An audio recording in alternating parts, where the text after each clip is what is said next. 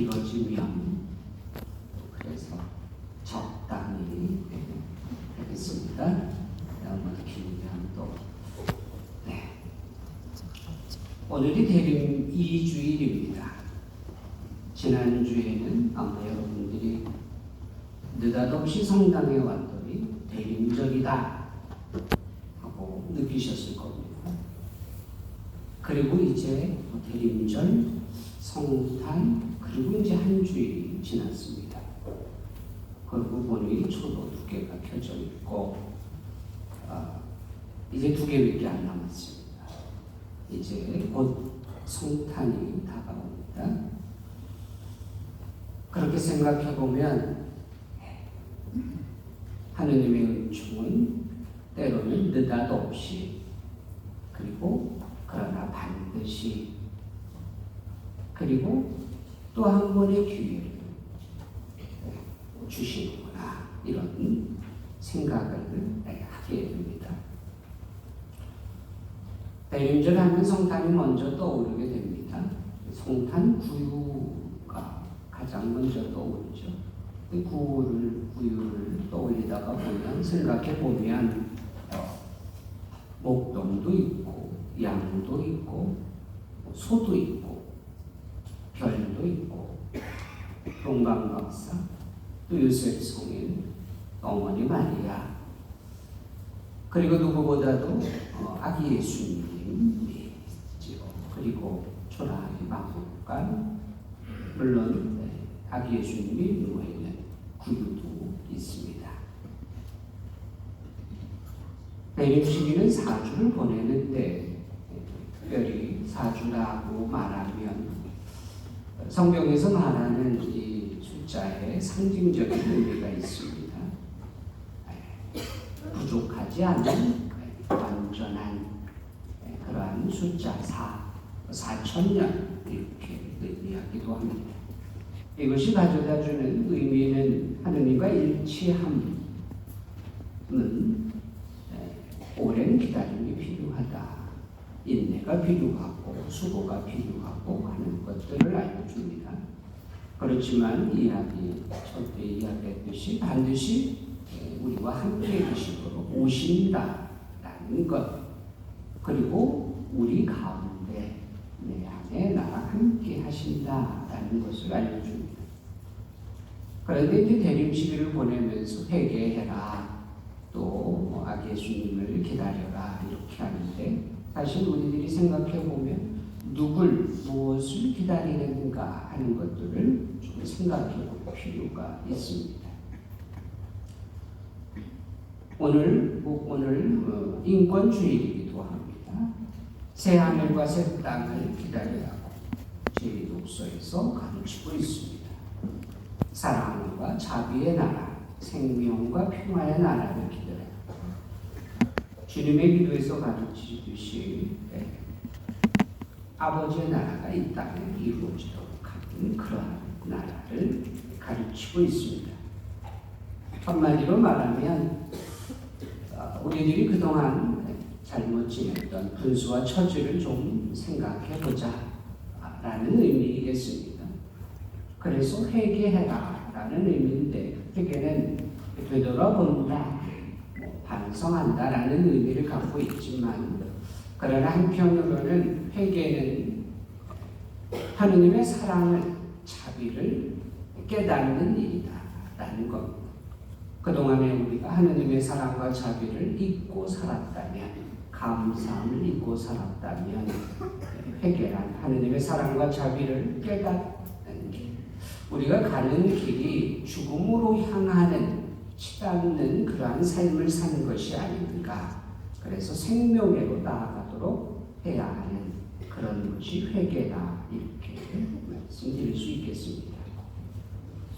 그런 의미에서 하느님 나라가 가까이 왔다. 회개하고 복음을 믿어라 하고 세례자 요한이 선포합니다. 하느님께서는 이스라엘 신앙 안에서 계약을 맺으셨습니다. 그리고 예수님을 통해서 우리 모두가 하느님을 아빠 아버지로 그리고 우리는 자녀로 삼아주셨습니다. 성령을 통해서 우리 모두가 성령의 성전이 되게 해주셨습니다. 이토록 우리를 사랑해 주시는 하나님의 사랑을 깨달아야 한다. 이것이 회개이겠습니다. 오늘 세례자 요한이 나옵니다만 세례자 요한의 아버지 스가랴 그리고 어머니 엘리사벳 그리고 세례자 요한 그 이름 안에는 이런 의미가 있습니다. 하느님은 기억하신다. 바로 스가랴 이름이 갖고 있는 뜻입니다. 하느님은 약속이시다. 이것은 엘리사벳이 갖고 있는 말의 의미입니다. 세례자 요한은 하느님께서 은총을 베풀어 주셨다라는 말의 뜻입니다. 결국 스가랴와 엘리사벳은 하느님의 이 계약을, 사랑을 늘 기억하고 그 약속을 기다렸습니다. 그래서 아이를 낳을 수 없는 생물학적인 처지에 놓여 있었지만 하느님께서는 스가랴와 엘리사벳에게 은총을 베풀어 주셨습니다. 바로 그 은총이 세례자 요한입니다. 세례자 요한은 예수님을 준비하는 자로 마련된 이입니다. 그러한 소명을 받는 은총을 누렸다라는 것을 생각해 보아야 합니다. 결국 하느님의 사랑의 계약을 기억하고 그 약속을 기다리는 이들에게 세례자 요한이 선사되듯이 은총이 전해진다는 것을 오늘 세례자 요한을 통해서도 우리에게 알려줍니다. 그러니 예수님은 하느님께서 약속하시고 기억하는 이들에게 은총을 베풀어 주시는 최고의 선물 하느님 자신이십니다. 우리들에게 선사해 주시는 하느님 당신. 그래서 예수님은 하느님 자비의 얼굴, 하느님 사랑의 드러남, 하느님의 자비가 내 안에 함께 해주심, 이렇게 이야기할 수 있겠습니다. 따라서 예수님은 구세주, 사랑, 자비, 은총이라고 우리는 고백하고, 그래서 우리는 주님, 나의 주님, 우리의 주님, 내 전부, 우리의 모든 것이라고 고백합니다. 바로 이러한 분을 우리는 기다리는 것입니다. 대림에 우리가 누굴 기다리고 무엇을 기다리는가? 바로 하느님의 약속을 기억하고 기다리는 이에게 하느님께서 직접 우리들 가운데 함께 하신다. 그러나 느닷없이 반드시 꼭 나와 함께 하시고 오신다라는 의미겠습니다. 그런 의미에서 성탄은 많은 의미가 있습니다. 성탄의 의미를 미리 한번 제가 그때 12월 25일 날 올 수 없으니 제가 미리 알려드리고 여러분들이 대림절을 어떻게 보내야 하는지를 몇 가지 말씀드리겠습니다. 우선 성탄을 통해서 하느님의 사랑, 자비의 신비로움, 경이로움, 위대함을 체험하는 그러한 시간이겠습니다. 하느님 사랑의 자비로움, 그 신비로움을 바로 이것은 하느님께서 주도적으로 해주신다. 하느님은 우리를 사랑으로 대해주신다. 마치 부모님이 자녀들에게 모든 것을 다 내어주고 그러십니다. 가끔 그런 생각을 합니다. 부모님은 언제 돌아가시나 하고 생각해 보면 자녀들에게 더 이상 내어줄 것이 없을 때 스스로 무너지시는 것이다. 바로 그때가 부모님의 생명이 다하는 그 순간이다. 예수님은 언제 돌아가시나? 모든 것을 다 내어주시고 또 부모는 주지 못한 영원한 생명까지 주신 그러한 사랑을 다 내어놓으시고 돌아가시는 것이다. 이렇게 말할 수 있습니다. 온통 사랑과 자비이십니다. 그러니 이 사랑의 신비로움을 깨달을 수 있는 것 것이 성탄이다. 이렇게 말씀드릴 수 있습니다. 또 하나는 경이로움이다 라고 말씀드릴 수 있습니다. 이것은 인간적인 노력에 의해서 하는 것이 아니라 하느님께서 직접 성령으로 말미암아 이루시는 일이시다라는 겁니다. 세례자 요한의 탄생이 그렇고 또 예수님의 탄생이 그렇습니다.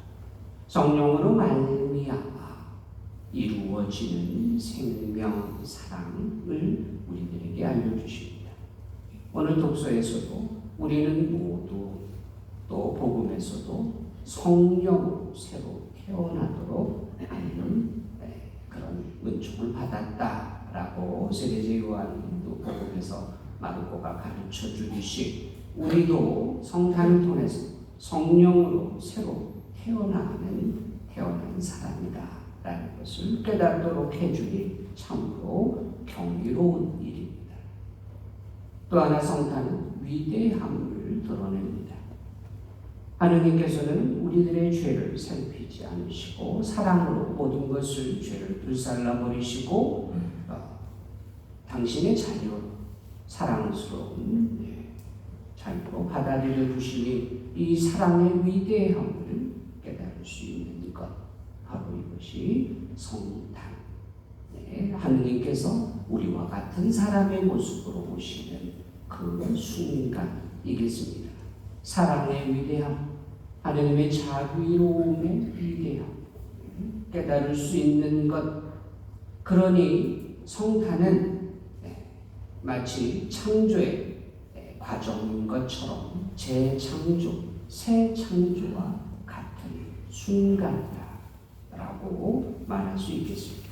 그러니 우리는 이 세상의 존재가 아니고 하느님과 함께하는 영원한 생명, 천국의 기쁨과 평화를 누리는 이들, 은총 안에 살아갈 수 있도록 이루어 주시고 완성을 이루어 주시는 그러한 엄청난 사건이다 라고 말할 수 있겠습니다. 바로 성령으로 말미암은 창조주께서 피조물이 되어 오시는 강성의 신비, 하느님 구원 역사의 영원성, 바로 이런 것들을 알려주시는 일이 성탄의 의미겠다. 성탄의 의미가 이것만이 있는 것은 아닙니다. 성탄을 통해서 우리가 깨달을 수 있는 것은 다양한 스펙트럼이 있습니다. 그 중에 또 하나를 살펴보면 생명의 과정인 가정을 통해서 사람이 되어 오신다는 것입니다. 마리아와 요셉을 통해서, 지가리아와 엘리사벳을 통해서 세례자 요한과 예수님이 태어나듯 저도 저희 부모님을 통해서 세상에 태어나듯 하느님께서는 이 가정의 소중함, 존엄함, 이 가정을 통한 생명의 탄생, 그리고 그것으로 통해서 영원한 생명으로 나아가도록 하는 자녀를 낳고 키우고 양육하고 성장시켜주는 이 가정의 소중함을 하느님께서도 이 가정을 통해서 오셨다는 겁니다. 특별히 요즘 가정에 많은 어려움이 있을 수 있습니다. 그래서 우리가 성탄의 은총을 청한다면 우리 가정이 성가정이 되도록 하느님의 사랑과 은총을 받는 가정이 되도록 청하는 것도 성탄의 은총을 받는 또 하나의 길이겠습니다. 또 다른 성탄의 의미는 생명의 여정을 존중해 주시는 것이다 라는 것들을 깨달을 수 있습니다. 생명의 과정은 생로병사, 그리고 생명의 또 과정은 희노애락입니다. 하느님께서 우리와 같은 사람의 눈높이로 무릎을 꿇는 것처럼 하느님께서 창조주께서 피조물인 우리들과 같은 모습으로 오셨는데 그분께서는 우리들이 살아가는 생명의 그 과정을 똑같이 밟으셨다는 것입니다. 어린아이의 모습으로 오시는 하느님, 그리고 우리와 똑같은 성장 과정을 겪으시는 하느님, 또 우리가 겪는 생로병사 희노애락을 모두 함께 동행해서 걸어가시는 하느님. 따라서 우리 인간이 사는 생명, 생로병사 희노애락 모두가 하느님의 사랑 안에서 거룩함을 지니게 된다는 것입니다. 그 모든 것이 하느님의 은총 안에 주어진다는 것입니다. 그 모든 과정 안에 하느님께서 함께 해 주신다는 그런 의미입니다. 그러니 성탄은 참으로 놀랍고 신비롭고 엄청난 일이 아닐 수 없습니다. 따라서 우리가 살아가는 동안 결여되거나 결핍되거나 결손된 모두가 삶의 여정이라는 것도 또한 알려줍니다. 아기 예수란 온통 도움을 받아야 하는 존재입니다. 사실 우리 모두도 하느님 앞에는 어린 아기와 같습니다. 하느님의 은총이 아니고서는 도저히 그 생명을 유지할 수 없고 살아갈 수 없는 존재라는 것을 알려줍니다. 우리가 다 큰 것 같지만 스스로 다 할 수 있는 것 같지만 사실은 하느님의 은총이 아니고서는 우리가 단 한순간도 우리의 생명을 연장할 수도 없고 하느님이 없다면 그 기쁨도 참되게 누릴 수 없고 하느님이 안 계시다면 동행하지 않으신다면 내게 주어진 이 고통을 견디어낼 수 없을 겁니다. 따라서 하느님께서는 모든 것을 우리에게 함께 해주시는 은총과 자비의 주님이시다라는 것을 성탄을 통해서 우리에게 알려줍니다. 이뿐만이겠습니까? 또 있습니다. 우리 삶의 여정에 함께 해주시고 동행해 주십니다. 왜 사람이 거룩할까? 왜 사람이 존엄할까? 왜 내 자녀가 사랑스럽고 절대적이고 그럴까요? 그래서 저는 이렇게 얘기합니다. 우리들은 하느님께서 배아파 난 자녀들이기 때문이다. 우리들의 생명이 하느님께로부터 비롯되었기 때문이다. 하느님께서 왜 그토록 우리를 그렇게 헌신적으로 끝까지 지칠 줄 모르고 사랑해 주실까? 그 이유는 단 하나입니다. 배아파서 난 자녀들이다. 사랑과 자비로 우리를 내신 하느님이시기 때문이다 라고 말할 수 있겠습니다. 따라서 우리들이 거룩하고 존엄한 이유는 하느님의 자녀이기 때문이다 라고 고백할 수 있는 일, 바로 성탄이 우리들에게 주는 의미이겠습니다. 또 하나, 우리들의 존재는 죽음으로 끝나고 마는 그러한 유한한 존재는 아니다. 또 그저 그냥 세상에 태어났다가 그냥 사라지는 그런 존재도 아니다. 우리들의 존재란, 내 존재는 영원성을 가진 존재다. 영원한 생명으로 불리운 존재다. 우리는 모두 죽을 이들이 아니고 살 이들이다. 하느님 안에서는 하느님의 생명이신 우리는 모두 산 이들이다. 그리고 영원히 살 이들이다.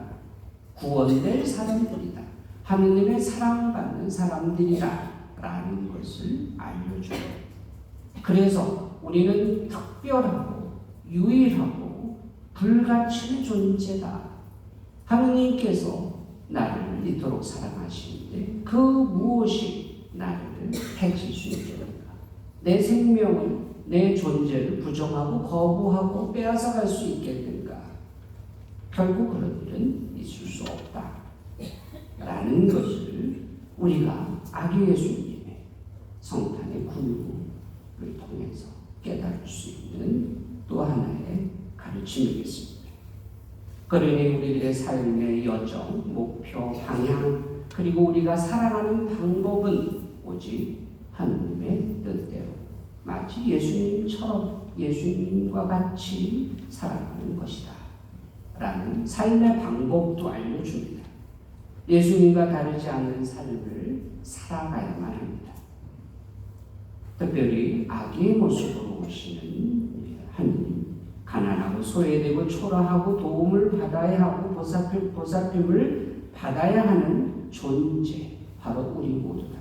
그래서 마치 어린아이가 모유를 먹듯이 한 부모의 어머니의 부모의 사랑을 받고 자라듯이 우리 모두는 어린아이와 같이 도움을 받아야 하고, 그래서 하느님의 은총을 마치 모유처럼 수유받아야 하는 그런 존재다라는 것도 깨닫게 해주는 것이 성탄의 의미가 아닐까라고 생각합니다. 그래서 그렇게 말합니다. 한 사람은 그래서 온 우주보다 아름답습니다. 한 사람은 온 우주보다 거룩합니다. 한 사람은 온 우주보다 아름답습니다. 한 사람은 온 우주보다 존엄합니다. 이것을 깨달을 수 있는 일, 바로 성탄입니다.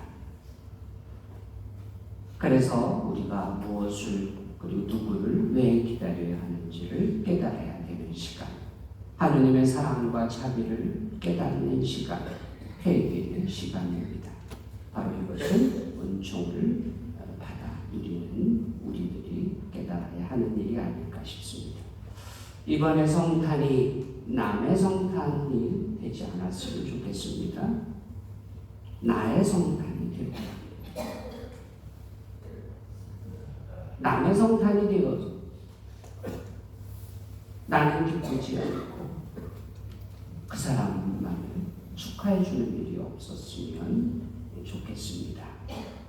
특별히 가정, 우리 가정, 또 고통받는 여러 가지 일들, 자녀들, 또는 경제적인 어려움, 또 어려운 환경, 질병, 또는 여러 가지 고독, 소외감, 또는 죽음의 처지, 이 모든 것들을 치유해 주시고 은총으로 채워주시고 회복시켜 주시고 또 함께 해주시고 인도해 주시려 우리 안에, 우리 가운데 오시는 그분 하느님을 기다리시고 청하시기 바랍니다.